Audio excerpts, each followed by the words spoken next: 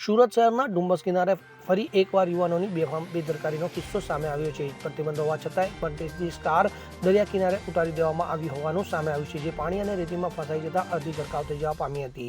તો આ ઘટનાએ ડુમ્મસ પોલીસના દરિયાઈ પેટ્રોલિંગના દાવા ઉપર ગંભીર સવાલો ઊભા કર્યા છે। કેટલાક યુવાનો ફાસ્ટ ડ્રાઇવિંગ અને સ્ટન્ટના શોખમાં લાખો રૂપિયાની મર્સિડીઝ કાર લઈને ડુમ્મસ દરિયા કિનારે પહોંચી ગયા હતા। દરિયાની વચ્ચે કાર ચલાવવાના ચક્કરમાં તેમની ગાડી પાણીમાં ફસાઈ ગઈ હતી અને અડધી રેતીમાં ગરકાવ થઈ જવા પામી હતી। તો કારને બહાર કાઢવા માટે ભારે જહેમત ઉઠાવવી પડી હોવાનું સામે આવ્યું છે। આ ઘટનાનો એક વિડીયો પણ સોશિયલ મીડિયામાં વાયરલ થતા આ ચર્ચાનો વિષય બનવા પામ્યો છે। ત્યારે સવાલ એ થાય છે કે દરિયા કિનારે વાહન પ્રવેશ પર પ્રતિબંધ હોવા છતાં આ કાર ત્યાં સુધી કેવી રીતે પહોંચી શકે? શું પોલીસનું દરિયાઈ પેટ્રોલિંગ ફક્ત કાગળ પર જ છે?